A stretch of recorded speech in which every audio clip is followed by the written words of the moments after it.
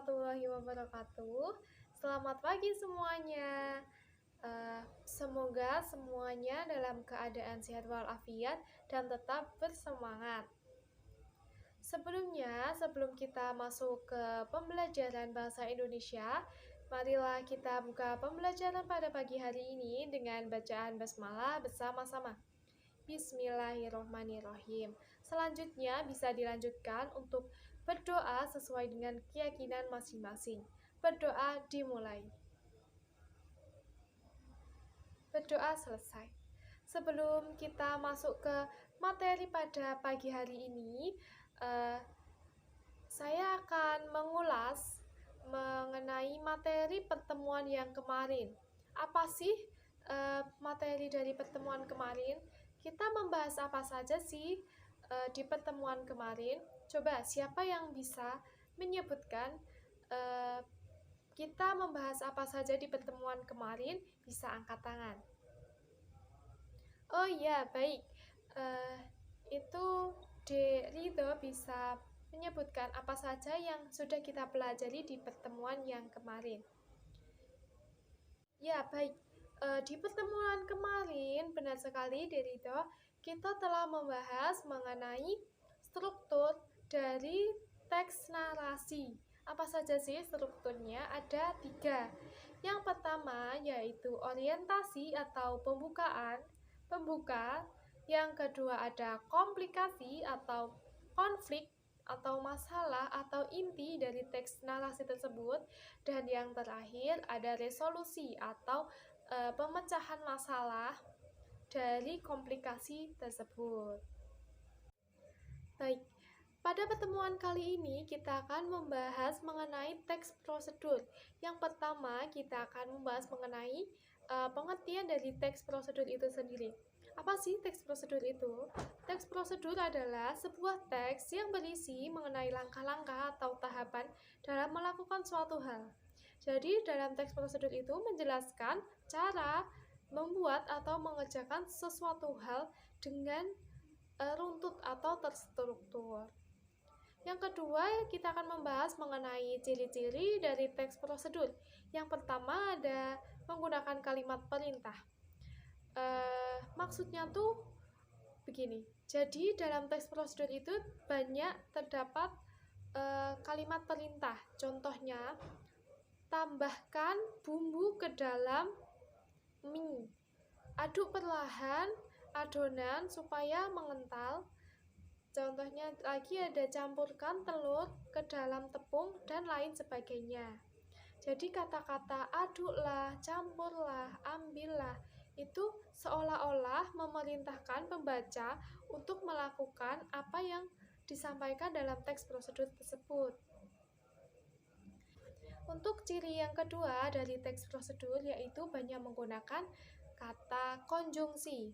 Kita tahu bahwa dalam teks prosedur itu berisi tahapan untuk melakukan sesuatu. Maka di dalamnya juga berisi poin-poin yang menjelaskan setiap tahapan dari awal sampai akhir. Pasti kita akan menemukan banyak kata hubung atau konjungsi dari satu tahapan ke tahapan berikutnya.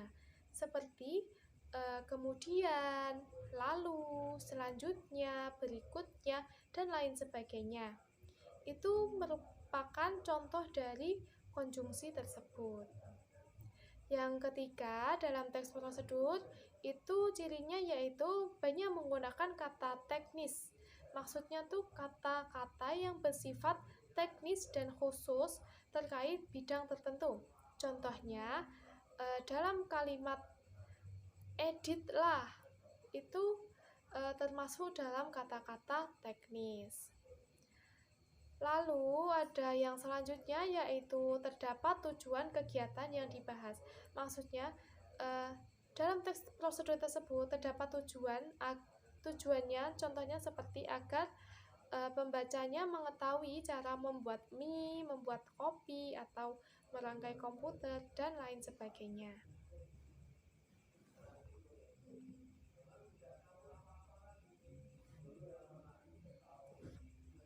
Ciri yang selanjutnya yaitu terdapat alat dan bahan yang digunakan untuk membuat kegiatan yang dibahas. Pasti di dalam teks prosedur tersebut disediakan apa saja alat dan bahan yang dibutuhkan untuk kita membuat, contohnya membuat kue. Jadi di dalam teks prosedur tersebut pasti dijelaskan atau pasti dicantumkan apa saja sih alat dan bahan dalam membuat kue, seperti tepung, telur, atau yang lain sebagainya. Yang selanjutnya yaitu ada jenis-jenis dari teks prosedur itu sendiri. Jadi di dalam teks prosedur itu masih terdapat jenis-jenis. Jadi ada 3 jenis. Yang pertama yaitu teks prosedur sederhana, maksudnya tuh teks prosedur yang hanya memiliki 3 atau 4 tahapan saja. Seperti kita kalau mau membuat cara membuat teh hangat atau cara membuat kopi, itu kan kita hanya membutuhkan 3 sampai 4 tahapan saja. Yang kedua ada teks prosedur kompleks. Kalau teks prosedur kompleks ini berbeda dengan teks prosedur yang sederhana.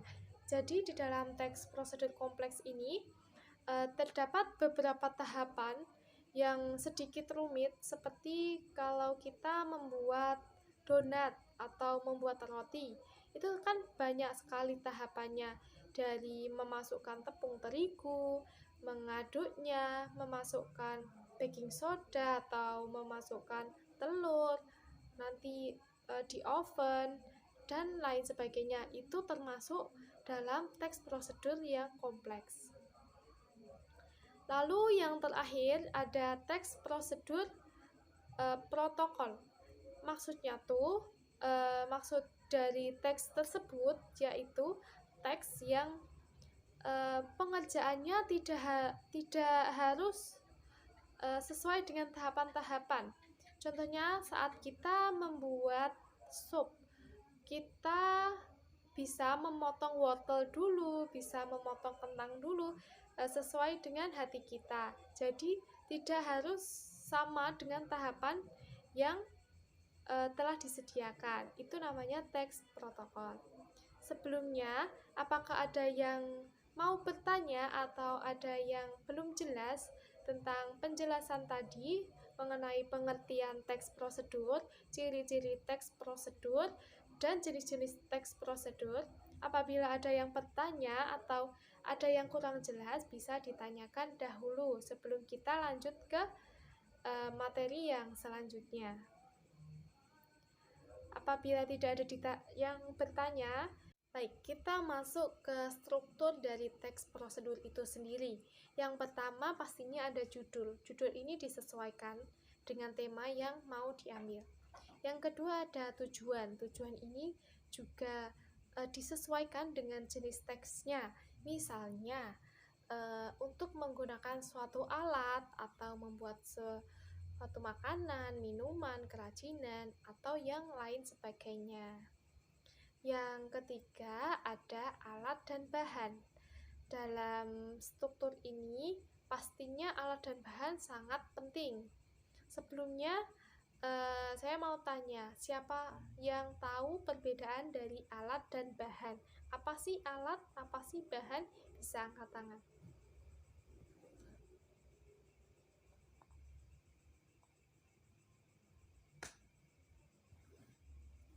Ya, benar sekali.